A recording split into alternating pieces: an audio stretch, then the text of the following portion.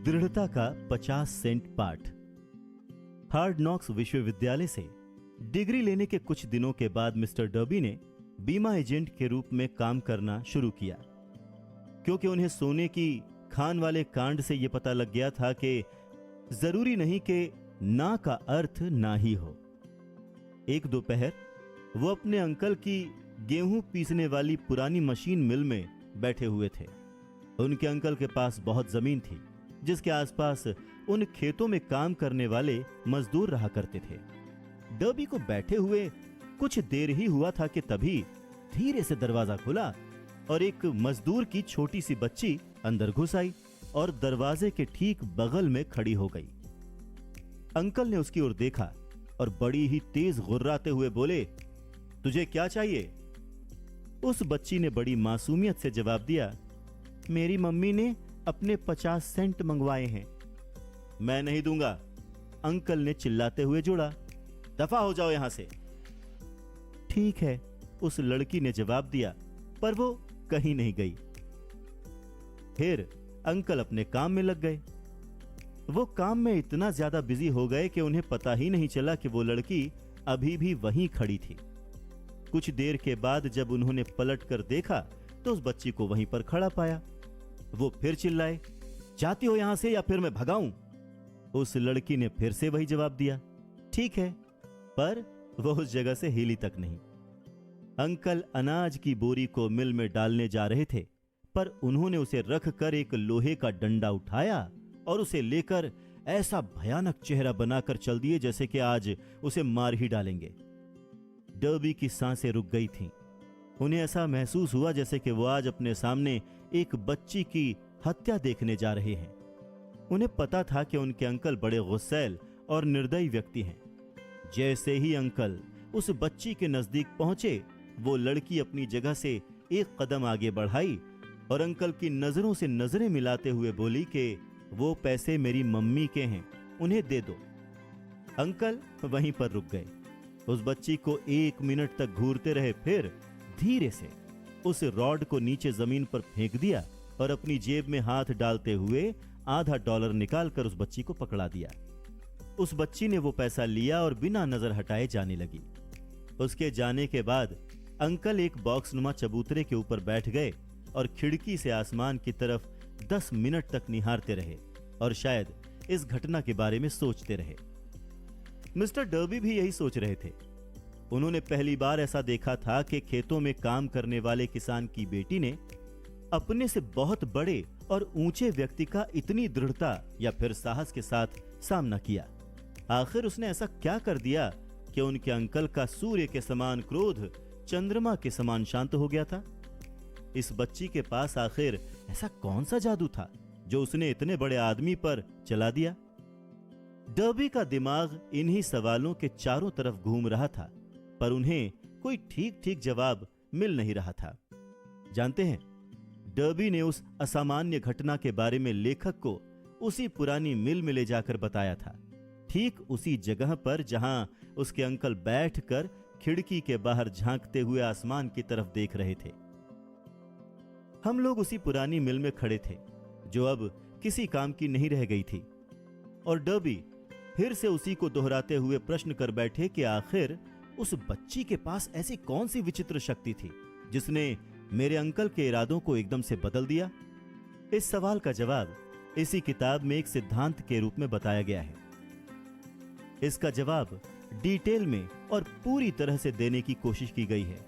इस सिद्धांत में पूरी जानकारी है जिसको ठीक उस बच्ची की तरह कोई भी आदमी अमल में ला सकता है। अपने दिमाग को चौकन्ना कर लीजिए और यह समझने का प्रयास कीजिए कि आखिर वो कौन सी विचित्र शक्ति थी जिसने उस बच्ची का बचाव किया था। अगले चैप्टर में आपको इस असीम शक्ति की एक झलक दिखाई पड़ेगी। किताब में कहीं ना कहीं आपको यह पता लग जाएगा कि इस असीम शक्ति का अपने लाभ और जरूरत के लिए कैसे प्रयोग करना है। इस शक्ति की जानकारी अगले अध्याय में भी हो सकती है या फिर उसके बाद वाले में भी। ये एक अकेले विचार के रूप में भी आ सकता है या फिर किसी प्लान या फिर उद्देश्य के रूप में भी। फिर से आपको अपने भूतकाल में जाना पड़ सकता है जब आपने कुछ खोया था, आप हताश हुए थे अब इस शक्ति को जानने के बाद वो वस्तु फिर से हासिल कर सकते हैं जो आपने खोई थी। मैंने डर्बी को यह बताया कि उस बच्ची ने बेइरादतन उस शक्ति का इस्तेमाल किया था। तभी श्रीमान डर्बी के मन में उनके 30 वर्ष की सफलतम बीमा एजेंट की राह एक एक करके फिल्म की भांति चल पड़ी। उन्हें यह एहसास हो गया कि बीमा एजेंट के रूप में सफलता किसी कागज पर मिली डिग्री की वजह से नहीं थी, बल्कि वो उस एक अमूल्य पाठ की वजह से थी जो उस बच्ची से उस दिन उन्होंने सीखा हुआ था। श्रीमान डर्बी ने यह बताया कि जब कोई संभावना गायब होती नजर आती है या फिर मेरे बीमा करने की संभावना कम हो जाती है, तभी मेरे मन में उस बच्ची का चेहरा याद आता है जो अपने बचाव में डटी रही। फिर मेरा मन खुद कहता है कि असल में ना का अर्थ ना नहीं होता है। आपको नहीं पता होगा कि मेरे सबसे अधिक बीमा खरीदार वही लोग हैं जिन्होंने पहली दफा ना कहा था। उन्होंने याद किया कि वो सोना प्राप्त करने से मात्र 3 फीट पहले ही रुक गए थे, पर उस अनुभव ने उन्हें सफल होना सिखा दिया। उसने डर्बी को यह सिखा दिया कि सफलता उन्हें मिलती है जो सफलता के लिए प्रयास करते हैं। उसने डर्बी को यह सिखा दिया कि सफलता उन्हें नहीं मिलती जो सफलता के लिए प्रयास करते हैं, बल्कि सफलता तो उन्हें मिलती है जो सफलता पाने तक प्रयास करते हैं। श्रीमान डर्बी और उनके अंकल, उस मजदूर की बेटी और सोने की खान, ये तीनों कहानियां निस्संदेह हर उस आदमी को पढ़नी चाहिए जो जीवन बीमा एजेंट के रूप में अपनी जिंदगी संवारना चाहते हैं। उन सभी के लिए लेखक श्रीमान डर्बी के वो 2 अनुभव बताते हैं जिन्होंने बीमा की वजह से हर वर्ष उन्हें 10 लाख से अधिक डॉलर कमाने की ताकत दी थी। जिंदगी अजीब है और आसान भी।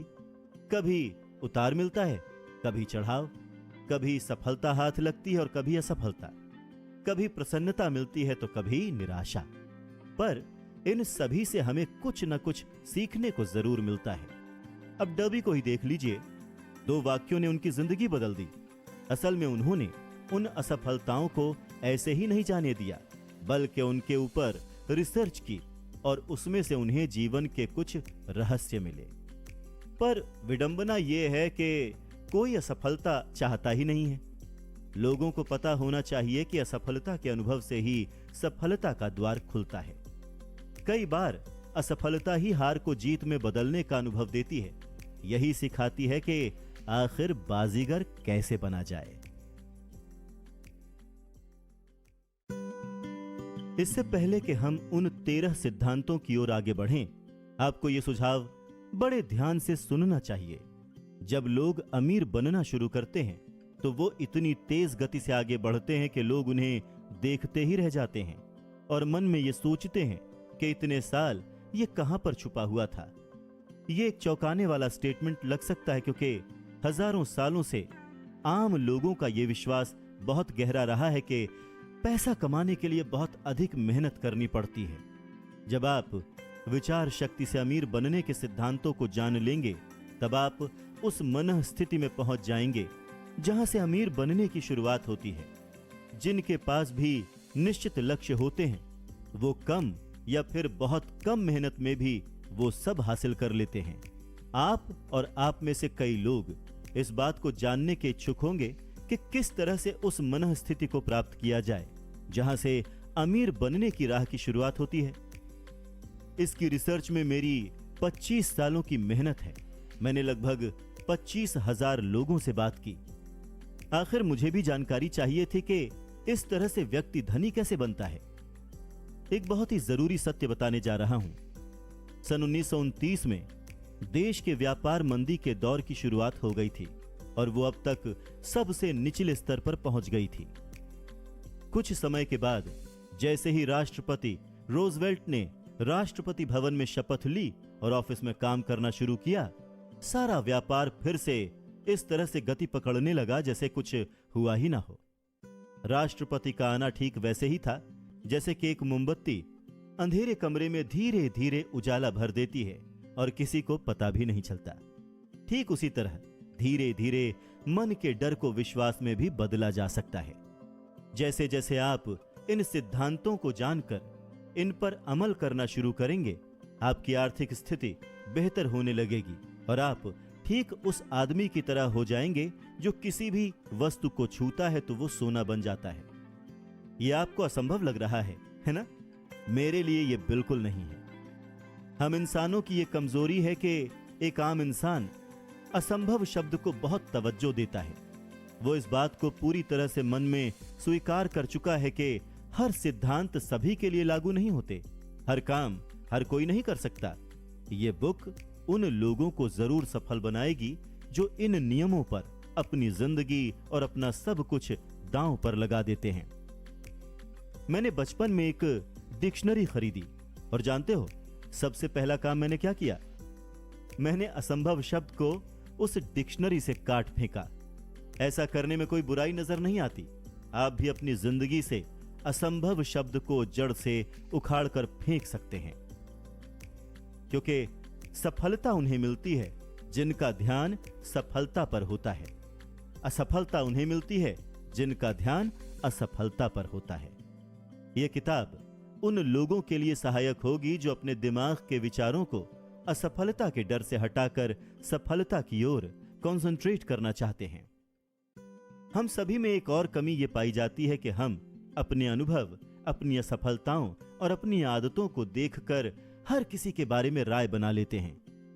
कुछ लोग इस किताब को सुनते हुए कह सकते हैं कि अमीर बनने का कोई सिद्धांत नहीं है, क्योंकि वो इस बात को जानते ही नहीं है कि अमीर लोगों की मनःस्थिति क्या होती है।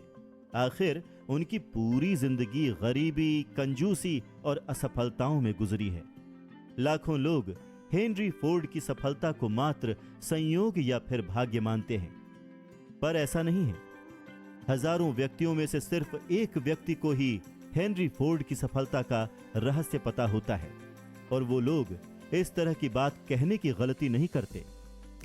मैं आपको हेनरी फोर्ड का एक वाक्य बताता हूं जो इस रहस्य को पूरी तरह से रिवील कर देगा।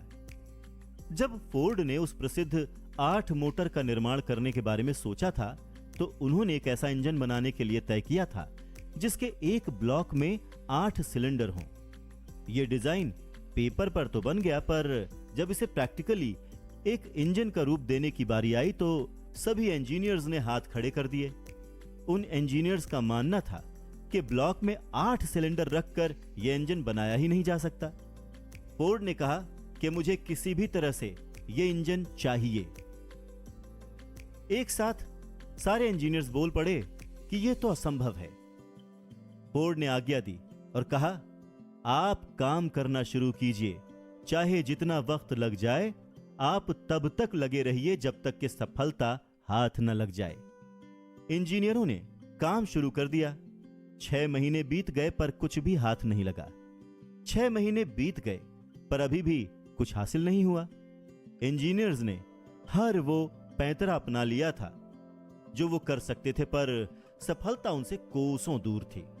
लेकिन यहां पर एक गौर करने वाली बात यह है कि 1 साल बाद भी सफलता कोसों दूर थी, पर अब संभव नहीं रह गई थी। साल के अंत में फोर्ड ने सभी इंजीनियरों को फिर से बुलाया और कार्य की प्रगति पर पूछा।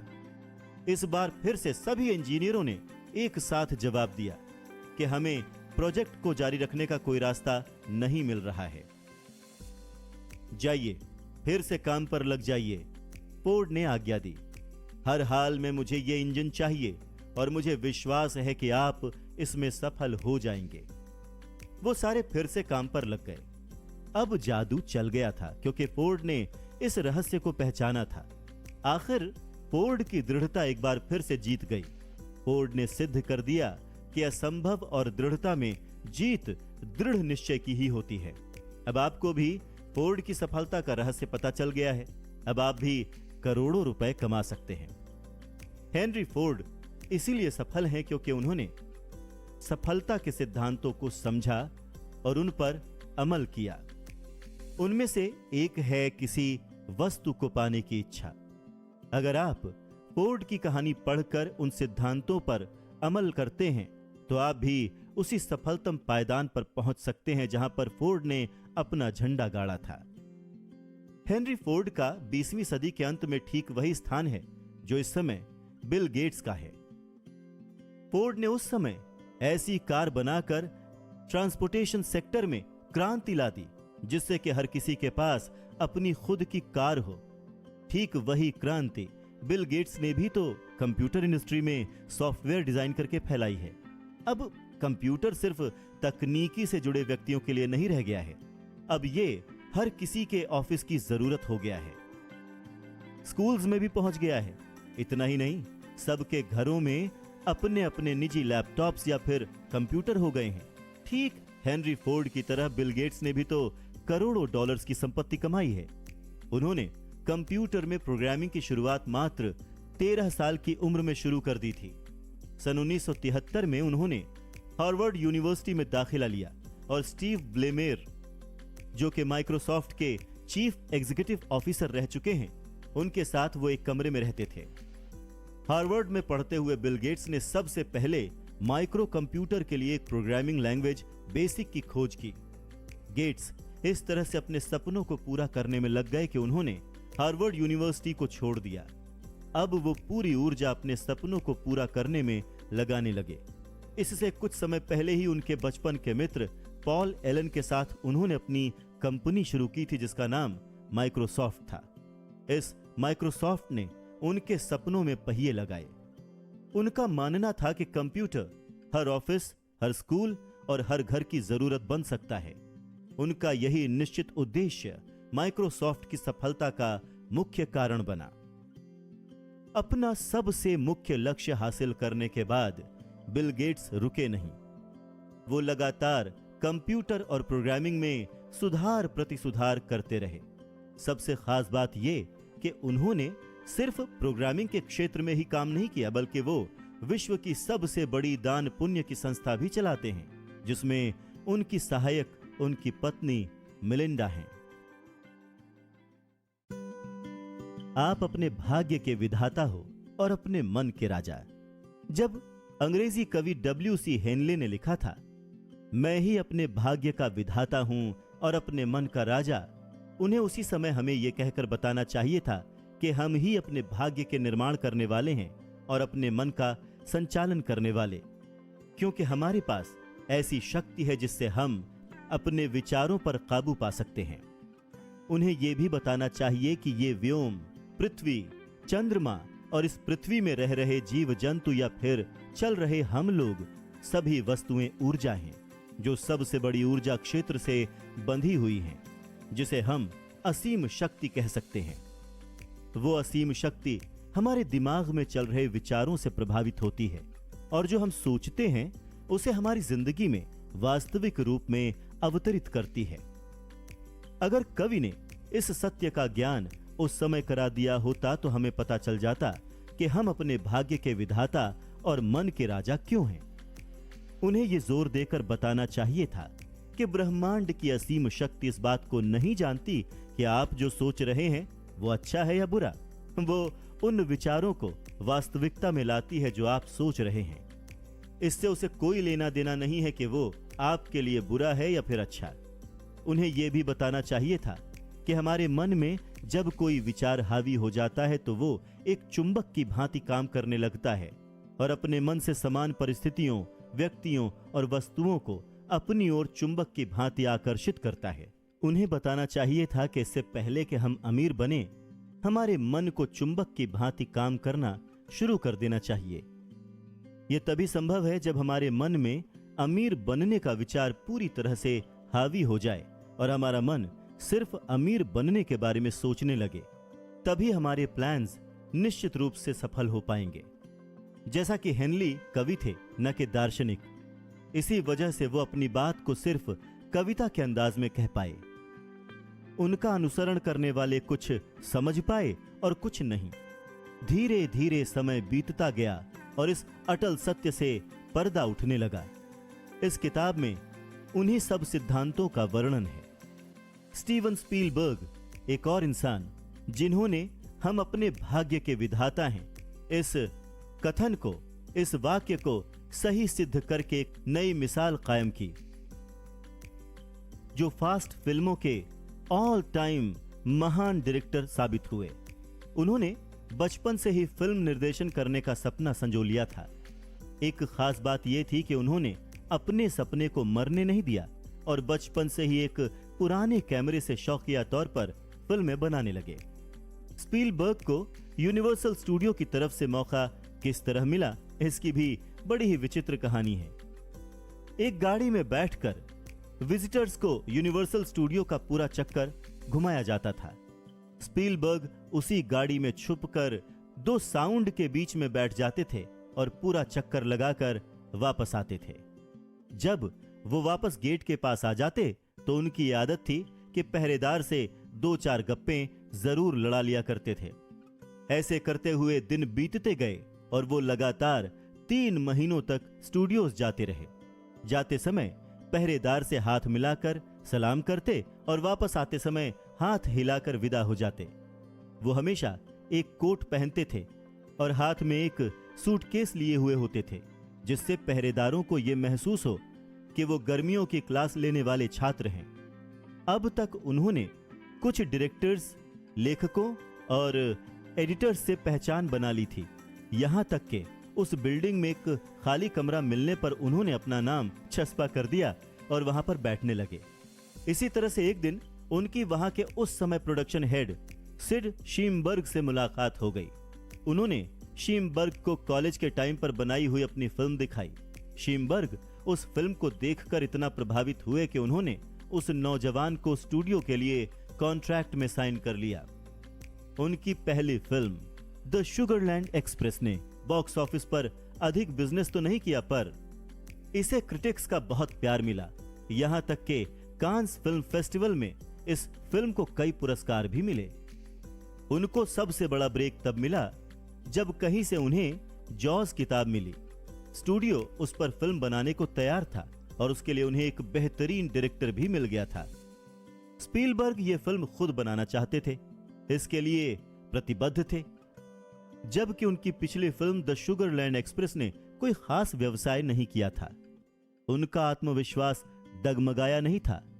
उन्होंने प्रोड्यूसर से अपनी बात रखी और उस निर्देशक को हटाकर उन्हें फिल्म देने की मांग की। यह कोई आसान काम नहीं था। शुरू से ही कुछ कठिनाइयां थीं। प्रोडक्शन कंगाली के दौर से गुजर रहा था। खैर, जब सन 1975 में जॉज फिल्म रिलीज हुई तो इसे दोहरी सफलता मिली। इसने बॉक्स ऑफिस के सारे रिकॉर्ड्स तोड़ डाले और क्रिटिक्स का बहुत प्यार पाया। रिलीज होने के 1 महीने में ही इस फिल्म ने बॉक्स ऑफिस में $10 करोड़ की कमाई कर डाली थी, जो उस समय की सबसे अधिक कमाई करने वाली फिल्म बन गई थी। उसके बाद स्पीलबर्ग ने कई फिल्मों का डायरेक्शन किया। उनमें इंडियाना जोन्स सीरीज, पुरस्कृत द कलर पर्पल और एम्पायर ऑफ द सन शामिल है। कुछ समय पश्चात स्पीलबर्ग ने जुरासिक पार्क नामक फिल्म डायरेक्ट की, जो उस समय के इतिहास की सबसे सफल फिल्म थी। यह स्पीलबर्ग की तीसरी फिल्म थी जिसने सारे रिकॉर्ड्स तोड़े थे। इसने $1 करोड़ से अधिक की कमाई की थी। स्पीलबर्ग यहीं नहीं रुके, वो अपने सपनों को लगातार पूरा करने की तरफ बढ़ते गए। उन्होंने और हॉलीवुड के 2 और लोगों ने अपना एक प्रोडक्शन हाउस खोल लिया जिसका नाम ड्रीम वर्क्स था। तो ये तो थी स्पीलबर्ग की कहानी। अब हम सबसे पहले सिद्धांत को सुनने की ओर बढ़ रहे हैं, तो अपना दिमाग खुला रखिए। आपको याद रहे कि यह सिद्धांत किसी एक आदमी की जिंदगी से नहीं बनाया गया है, बल्कि 500 ऐसे अमीरों के अनुभवों से बनाया गया है जो गरीबी में पले बढ़े और जिन्हें अधिक शिक्षा भी उपलब्ध नहीं हो पाई, फिर भी उन्होंने विश्व में अपना परचम फहराया। यह नियम बहुत कठिन नहीं है, बहुत ही आसान है। हमें पता है कि आप अमल में ला सकते हैं। इससे पहले कि हम अगले चैप्टर की तरफ बढ़ें, मैं आपको बताना चाहूंगा कि इसमें 2 ऐसे लोगों की जिंदगियों की कहानी है जिन्होंने अपनी जिंदगी में बड़े ही अमेजिंग बदलाव किए। मैं आपको यह भी बता दूं कि ये दोनों ही व्यक्ति मेरे बहुत ही करीब हैं। एक मेरा ऐसा करीबी दोस्त है जिसे मैं 25 सालों से जानता हूं और दूसरा मेरा बेटा है। इन 2 लोगों की शौक कर देने वाली सफलता में अगले चैप्टर में बताए गए सिद्धांत का बहुत ही बड़ा योगदान रहा है। तो सुनते रहिए कुकू FM।